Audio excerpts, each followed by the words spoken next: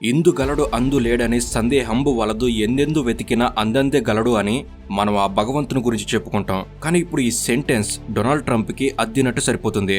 ఎందుకంటే east, west, north, south, Arctic, Antarctic ఇలా భూమి మీద ఉన్న ప్రతి ప్రాంతాన్ని టార్గెట్ చేస్తున్నాడు. ప్రపంచ దేశాల వ్యవహారాల్లో జోక్యం చేసుకోవడమే కాదు, నిన్నటికి నిన్న వెనిజులా అధ్యక్షుడిని ఎత్తుకుపోయాడు. ఇక ఇప్పుడు గ్రీన్లాండ్ని సొంతం చేసుకుంటా అంటున్నాడు. ఎవరో వచ్చి ఆక్రమించేలోపు నేనే దూరిపోతే పోలా అని స్ట్రాంగ్గా ఫిక్స్ అయ్యాడు ట్రంప్. దానికోసం యుద్ధం చేయడానికైనా, నాటోకి వ్యతిరేకంగా వెళ్లడానికైనా సిద్ధం అంటున్నాడు. ఈ ట్రంప్కి చైనా, రష్యాల పిచ్చి బాగా పట్టుకున్నట్టుంది. ఆ దేశాలని దెబ్బ కొట్టడానికి ఏ దారి దొరికినా వదలడం లేదు.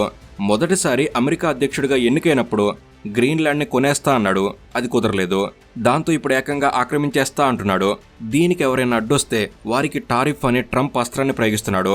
గ్రీన్లాండ్ విషయంలో ట్రంప్ ఎంత దూకుడుగా ఉన్నాడంటే కెనడా, వెనిజులా, గ్రీన్లాండ్లో అమెరికాలో భాగమే అన్నట్టుగా ఉన్న మ్యాప్ని సోషల్ మీడియాలో కూడా పోస్ట్ చేశాడు. అసలు ట్రంప్ ఇంతలా గ్రీన్లాండ్ కావాలని పట్టు పట్టడానికి అంతలా ఏముంది అందులో? తిప్పి కొడితే 60,000 మంది జనాభా కూడా లేని ఆ ప్రాంతంపై కంట్రోల్ కోసం ప్రపంచ దేశాలు ఎందుకని అంతలా పాకులాడుతున్నాయి? ట్రంప్ తీసుకుంటున్న రోజుకో కొత్త నిర్ణయాలతో ఇప్పుడు అమెరికా వాజ్ నాటులా అయింది పరిస్థితి. ఒకవేళ ట్రంప్ గ్రీన్లాండ్ని ఆక్రమించుకోవడానికి ఆర్మీని పంపితే నాటో రూల్ ప్రకారం అందులోని మిగతా దేశాలు అమెరికాపై దాడి చేసే అవకాశం ఉందా? అదే జరిగితే ఆ పరిస్థితులు ఆల్మోస్ట్ థర్డ్ వరల్డ్ వార్కి దారితీసినట్టేనా? అసలు ట్రంప్ నినాదం మేక్ అమెరికా గ్రేట్ అగైన్ కాస్త మేక్ అమెరికా గో అవేగా ఎందుకు మారింది? ఈ ప్రశ్నలన్నిటికీ సమాధానాలని ఈ వీడియో పూర్తిగా చూసి తెలుసుకోండి. రండి గ్రీన్లాండ్లోకి మనం కూడా వెళ్ళొద్దాం. వీడియోలో ఇన్ఫర్మేషన్ అనేది చాలా అద్భుతంగా ఉంటుంది. ఈ విషయంపై మీకు పూర్తి స్పష్టతనిచ్చేస్తుంది మాది హామీ. సో ఇక లేట్ చేయకుండా let's get into the video.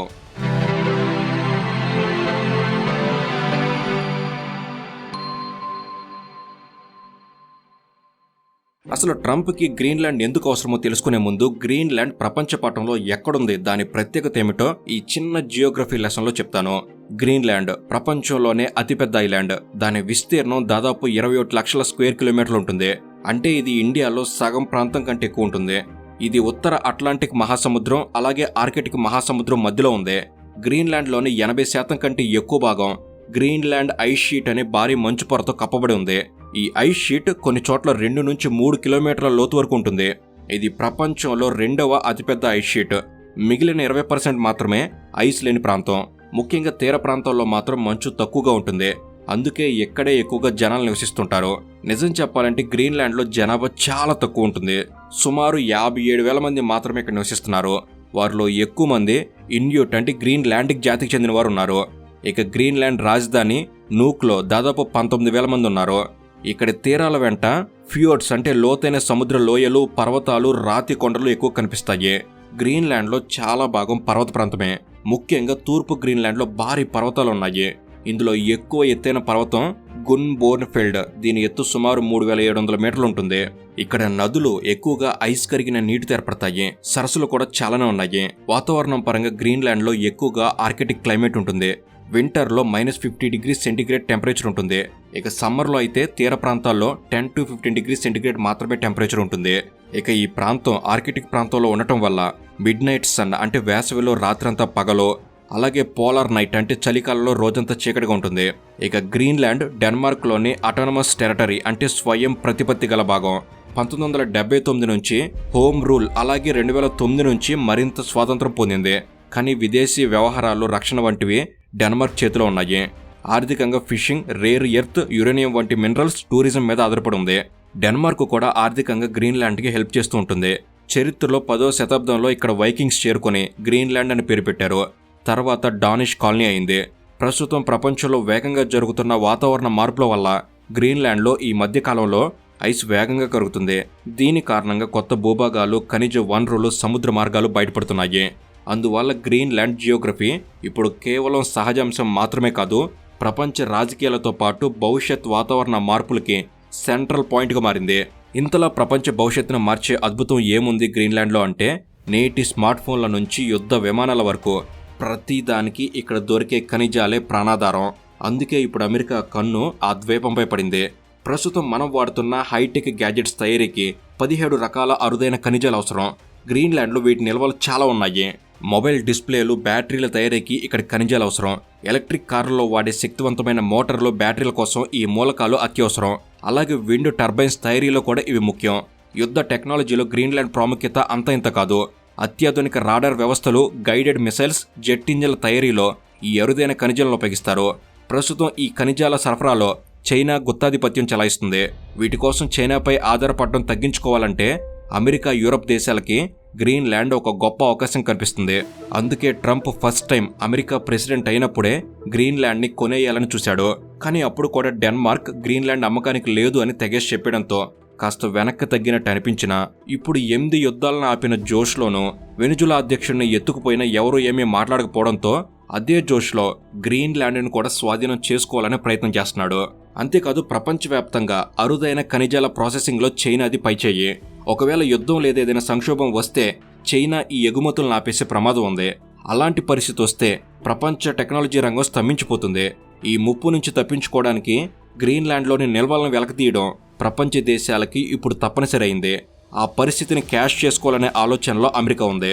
ఒకప్పుడు గ్రీన్లాండ్లో మైనింగ్ చేయడం చాలా కష్టంగా ఉండేది. కానీ మారుతున్న వాతావరణ పరిస్థితుల వల్ల అక్కడ మంచు కరుగుతుంది. ఇది పర్యావరణానికి నష్టం కలిగించే విషయమే అయినా మైనింగ్ కంపెనీలకు మాత్రం కొత్త దారులు తెరుస్తుంది. భూమి లోపల దాగి ఉన్న ఖనిజ సంపదను బయటికి తీయడం ఇంతకు ముందు కంటే అక్కడ ఇప్పుడు కాస్త ఈజీ అయింది. ఇక్కడే ఇంకొక విషయం చెప్పుకోవాలి. క్లైమేట్ చేంజ్ వలన ఆర్కిటిక్లో మంచు కరుగుతుందని చెప్పుకున్నాం కదా. దీని వలన నార్థన్ సీ రూట్, అలాగే నార్త్ వెస్ట్ ప్యాసేజ్ వంటి సముద్ర మార్గాలు కూడా తెరుచుకుంటున్నాయి. ఇవి ఆసియాకు, యూరప్కి మధ్య షార్ట్కట్ మార్గాలు. ఇప్పుడు ఈ సముద్ర మార్గాలు తెరుచుకోవడం వలన వివిధ దేశాల మధ్య పోటీ అనేది కూడా పెరిగిపోతుంది. ఈ షిప్పింగ్ మార్గాలను ఎవరు కంట్రోల్ చేస్తారు, ఎవరు ఇక్కడ మైనింగ్ చేస్తారు లాంటి ప్రశ్నలు దేశాల మధ్య వస్తున్నాయి. అందుకే ఇంకొక దేశం వచ్చి ఆక్రమించే లోపే అమెరికా గ్రీన్లాండ్ని తన వశం చేసుకోవాలని చూస్తుంది. దానివల్ల అమెరికాకు వచ్చే లాభాలేంటో వివరంగా చెప్తాను వినండి. గ్రీన్లాండ్లో ఏముంది, అంతా మంచే కదా అని మీరు అనుకుంటే ఆ మంచులో మీరు కాలేసినట్టే. అమెరికాకు మాత్రం ఇది ఒక అవసరమైన స్ట్రాటజిక్ లొకేషన్. ఎందుకంటే నార్త్ పోల్ నుంచి చూస్తే 2 అత్యంత పవర్ఫుల్ న్యూక్లియర్ సామర్థ్యం ఉన్న పెద్ద దేశాలకి సరిగ్గా మధ్యలో ఉన్న ప్రాంతం ఈ గ్రీన్లాండ్. అంటే అటు అమెరికాకి, ఇటు రష్యాకు మధ్య ఉంది ఈ ఐలాండ్. అందుకే దీన్ని ఎవరైతే కంట్రోల్ చేస్తారో వాళ్ళే వెస్టర్న్ వరల్డ్కి ఫ్రంట్ డోర్ని తెరిచిన వాళ్ళు అవుతారు. అంతేకాదు గ్రీన్లాండ్పై కంట్రోల్తో అమెరికాకు 2 సూపర్ పవర్స్ కూడా వస్తాయి. అందులో మొదటిది ట్రేడ్ పవర్. చాలా కాలంగా గ్లోబల్ ట్రేడ్ అనేది కేవలం పనామా, సుయేజ్ కాలువల మీదనే బేస్ అయి ఉంది. ఈ 2 మార్గాల్లో ఏ ఒక్కటి మూసుకుపోయినా గ్లోబల్ ట్రేడింగ్ ఆగిపోతుంది. కానీ ఇప్పుడు ప్రపంచానికి గ్రీన్లాండ్ థర్డ్ ఆప్షన్లా కనబడుతుంది. షిప్పింగ్ కంపెనీలు ఈ అవకాశం కోసం దశాబ్దాలకి ఎదురుచూస్తున్నాయి. గ్రీన్లాండ్లో ఉన్న నార్త్ వెస్ట్ ప్యాసేజ్ కోసం ఎన్నో కంపెనీలు కలలు కంటున్నాయి. ఎందుకంటే ఉదాహరణకి లండన్ నుంచి టోక్యోకి పనామా కాలువ ద్వారా సరుకులు పంపితే సుమారు 23,000 కిలోమీటర్లు ప్రయాణించాల్సి వస్తుంది. అదే సుయేజ్ కాలువ ద్వారా వెళ్తే ఆ దూరం సుమారు 21,000 కిలోమీటర్లు అవుతుంది. అదే ఇప్పుడు గ్రీన్లాండ్లోని నార్త్ వెస్ట్ ప్యాసేజ్ ద్వారా వెళ్తే ఈ దూరం 16,000 కిలోమీటర్లకు తగ్గిపోతుంది. అంటే దాదాపు 7,000 కిలోమీటర్ల దూరం సేవ్ అవుతుందన్నమాట. దీనివల్ల షిప్పింగ్ కంపెనీలకి దాదాపు 2 వారాల టైం తగ్గుతుంది. దాంతో వాళ్ళకి కోట్ల రూపాయల డబ్బు కూడా ఆదా అవుతుంది. ఈ నార్త్ వెస్ట్ ప్యాసేజ్కి గేట్ కీపర్ గ్రీన్లాండ్. అట్లాంటిక్ మహాసముద్రం నుంచి లేదా ఆర్కిటిక్ ప్రాంతం నుంచి ఈ మార్గంలోకి ప్రవేశించాలంటే కంటైనర్ షిప్స్ తప్పనిసరిగా బాఫిన్ బే, డేవిస్ స్ట్రైట్ గుండా వెళ్ళాలి. ఈ 2 మార్గాల పక్కనే గ్రీన్లాండ్ ఉంటుంది. కాబట్టి అమెరికా గ్రీన్లాండ్ని తన కంట్రోల్లోకి తీసుకుంటే భూమిపై భవిష్యత్తులో అత్యంత విలువైన వాణిజ్య మార్గంలోకి ఎంట్రీ పాయింట్ని కూడా అది కంట్రోల్లోకి తెచ్చుకున్నట్టే. గ్రీన్లాండ్ ఎవరి చేతిలో ఉంటే భవిష్యత్తు ప్రపంచ వాణిజ్యానికి టోల్గేట్ కూడా వాళ్ళ చేతిలో ఉంటుందని ట్రంప్కి బాగా అర్థమైనట్టుంది. అందుకే ఫస్ట్ టైం ప్రెసిడెంట్ అయినప్పుడే ట్రంప్ గ్రీన్లాండ్ని కొనాలనుకున్నాడు. ఇక రెండవ కారణం రక్షణ. గ్రీన్లాండ్ నుంచి న్యూయార్క్ దూరం సుమారు 2,700 నుంచి 3,000 కిలోమీటర్లు, మాస్కో నుంచి సుమారు 4,650 కిలోమీటర్లు. ఒకవేళ ఎప్పుడైనా ఫ్యూచర్లో రష్యా నుంచి నార్త్ పోల్ మీదుగా ఏదైనా మిసైల్ ప్రయోగిస్తే గ్రీన్లాండ్లో ఉన్న రాడార్లు దానిని వెంటనే గుర్తించగలవు. అలా గ్రీన్లాండ్ అమెరికాకు ఒక ఎర్లీ వార్నింగ్ సిస్టమ్ లాగా పనిచేస్తుంది. దీనివల్ల అమెరికా సైన్యానికి 15 నుంచి 20 నిమిషాల ముందుగానే వార్నింగ్ టైం దొరుకుతుంది. ఈ 15 నిమిషాల టైం అనేది చిన్నగానే అనిపించిన ఒక అణురక్షణ వ్యవస్థలో ఈ 15 నిమిషాలు ఏ ఒక మిసైల్ని మధ్యలోనే ఆపగలమా, లేక న్యూయార్క్ సిటీ మ్యాప్లోనే లేకుండా మాయమవుతుందా అనే తేడాను నిర్ణయిస్తుంది. అంతేకాదు ఒకవేళ అమెరికా కంటే ముందే రష్యా కనుక గ్రీన్లాండ్ని సొంతం చేసుకుంటే అప్పుడు అమెరికాకు శత్రువు పక్కలో బల్యంలాగా ఉన్నట్టే ఉంటుంది. అందుకే ట్రంప్ రష్యాను కానీ చైనాను కానీ అమెరికా పక్కన ఉంచాలనుకోవలేదు. ట్రంప్ గ్రీన్లాండ్ని కావాలనుకోవడానికి మరో ముఖ్యమైన కారణం అందులో ఉన్న ఖనిజ సంపద. గత 50 ఏళ్లుగా అమెరికా విదేశాంగ విధానాన్ని చూస్తే మిడిల్ ఈస్ట్లో గవర్నమెంట్స్ మారినా, గల్ఫ్ దేశాలతో ఫ్రెండ్షిప్ చేసినా అమెరికా చూపు ఎప్పుడు ఒకదానిపైనే ఉంటుంది, అదే ఆయిల్. ఇప్పుడు గ్రీన్లాండ్లో మంచు కరిగేసరికి ఒక అద్భుతమైన విషయం బయటపడింది. అది ఒక ఎనర్జీ జాక్పాట్ లాంటిది. అమెరికా జియోలాజికల్ సర్వే అంచనాల ప్రకారం ఆర్కిటిక్ ప్రాంతంలో ప్రపంచంలో ఇంకా గుర్తించిన ఆయిల్లో 13%, సహజ వాయువులో 30% ఉంది. అంటే గ్రీన్లాండ్లో సుమారు 31 బిలియన్ బ్యారర్ల ఆయిల్ ఉండే అవకాశం ఉంది. ఇది అమెరికా దగ్గర ప్రెజెంట్ కన్ఫర్మ్ అయిన మొత్తం ఆయిల్ నిల్వలతో సమానం. అందుకే వాషింగ్టన్ దృష్టిలో గ్రీన్లాండ్ ఒక సౌదీ అరేబియా లాంటిది. అంతేకాదు గ్రీన్లాండ్లో రేర్ ఎర్త్ ఎలిమెంట్స్ కూడా ఉన్నాయని ముందుగానే చెప్పుకున్నాం కదా. నిపుణుల అంచనాల ప్రకారం క్వాన్ ఫీల్డ్ అనే ఈ ఒక్క ప్రాంతంలోనే సుమారు 6.6 మిలియన్ టన్నుల రేర్ ఎర్త్ ఆక్సైడ్స్ ఉన్నాయి. ఈ రేర్ ఎర్త్ లోహాలు లేనిదే ఎలక్ట్రిక్ వాహనాలు, విండ్ టర్బైన్లు, ఇంకా F-35 ఫైటర్ జెట్లు తయారు చేయడం అసాధ్యం. ఆ మంచు కింద దాగి ఉన్న సంపద విలువ ఒక G20 దేశ ఆర్థిక వ్యవస్థ కంటే కూడా ఎక్కువ. అంతేకాదు అక్కడ వనరుల జాబితా ఇంకా చాలా పెద్దది. గ్రీన్లాండ్లో సుమారు 85 మిలియన్ టన్నుల జింక్, లీడ్, 1 నుంచి 2 బిలియన్ టన్నుల ఐరన్, 593 మిలియన్ పౌండ్ల యురేనియం, ఇంకా రూబీలు, సఫైర్లు లాంటి విలువైన రత్నాలు కూడా ఉన్నాయి. నిజానికి 2025 డేటాబేస్ ప్రకారం ఆ ఒక్క ద్వీపంలోనే సుమారు 3000 ఖనిజ ప్రాంతాలున్నాయి. ఈ కారణంగానే ప్రపంచంలోని సూపర్ పవర్ దేశాలు గ్రీన్లాండ్ కోసం పోటీ పడుతున్నాయి. ఈ పోటీలో చైనా, రష్యాలు ముందున్నాయి. రష్యా ఆర్కిటిక్లో ఎక్కువ స్పేస్ని కవర్ చేస్తుంది. రష్యా సరిహద్దులు ఆర్కిటిక్లో ఎక్కువ భాగంలో ఉంటాయి. అందుకే ప్రస్తుతం రష్యా ఇక్కడ 66 మిలిటరీ సైట్స్ నిర్మించింది. న్యూక్లియర్ సబ్మెరైన్లను డెవలప్ చేసి నార్థర్న్ ఫ్లీట్ ద్వారా తన భద్రతను స్ట్రాంగ్ చేసుకుంటుంది. ఇది నాటో దేశాలకి ఒక హెచ్చరిక లాంటిదే. అందుకే రష్యా ఎప్పుడైనా బారెంట్స్ సీలో దాచిన సబ్మెరైన్లతో న్యూక్లియర్ ఆయుధాలు ఉపయోగించవచ్చని నాటో దేశాలు భయపడుతూనే ఉన్నాయి. గ్రీన్లాండ్ని రష్యా తన ఆర్థిక, సైనిక బలానికి మూలంగా చూస్తుంది. ఇక చైనా ఏమో తనను నియర్ ఆర్కిటిక్ స్టేట్ అని పిలుచుకుంటుంది. ఎందుకంటే ఇక్కడ ఆయిల్, గ్యాస్, మినరల్స్ వంటి వనరులు పుష్కలంగా ఉన్నాయి. చైనా రష్యాతో కలిసి పెట్రోలింగ్ అంటే సైనిక గస్తీ చేస్తుంది. పెట్టుబడి పెట్టి మరీ ఎనర్జీ ప్రాజెక్టులో మినరల్ తవ్వకాలు చేస్తుంది. దాంతో ఇక్కడ రష్యా బలం మరింత పెరిగిపోతుంది. అది నాటోకి పెద్ద సమస్యగా మారింది. ఇలా గ్రీన్లాండ్పై చైనా, రష్యాల ప్రభావం ఎక్కువ అవుతుండడంతో అమెరికా ఎలాగైనా దానికి అడ్డుకట్ట వేయాలని, శత్రువుల్ని తన పక్కకు రాకుండా చేసుకోవాలని, గ్రీన్లాండ్ని సొంతం చేసుకోవాలని చూస్తుంది. అందుకోసం ట్రంప్ ఎంత దూరం వెళ్లడానికైనా సిద్ధం అంటున్నాడు. ఆయన చేస్తున్న హెచ్చరికలో టారిఫ్ అస్త్రాలు నాటో కూటమిని ప్రశ్నార్థకం చేస్తున్నాయి. ఎందుకంటే నాటో కూటమిలో అమెరికాతో పాటు గ్రీన్లాండ్ని తమ ఆధీనంలో ఉంచుకున్న డెన్మార్క్ కూడా ఉంది. గ్రీన్లాండ్ విషయంలో అమెరికా దూకుణ్ణి నాటో దేశాలు తప్పుపడుతున్నాయి. అయితే ఈ విషయంలో డెన్మార్క్ పరిస్థితి ఇప్పుడు ఎవరు తీసిన గోతిలో వారే పడతారు అనేట్టుగా మారింది. ఎందుకంటే ఒకప్పుడు నాటో నిబంధనల గురించి డెన్మార్క్ ఏ వాదన వినిపించిందో ఇప్పుడు అదే వాదన ఆ దేశానికి ఉచ్చుగా మారింది. ఎందుకంటే 1974లో సైప్రస్ అనే దీవి కోసం నాటో సభ్య దేశాలైన గ్రీస్, టర్కీలో యుద్ధానికి దిగాయి. ఆ టైంలో గ్రీస్ నాటో హెల్ప్ తీసుకోవాలనుకుంది.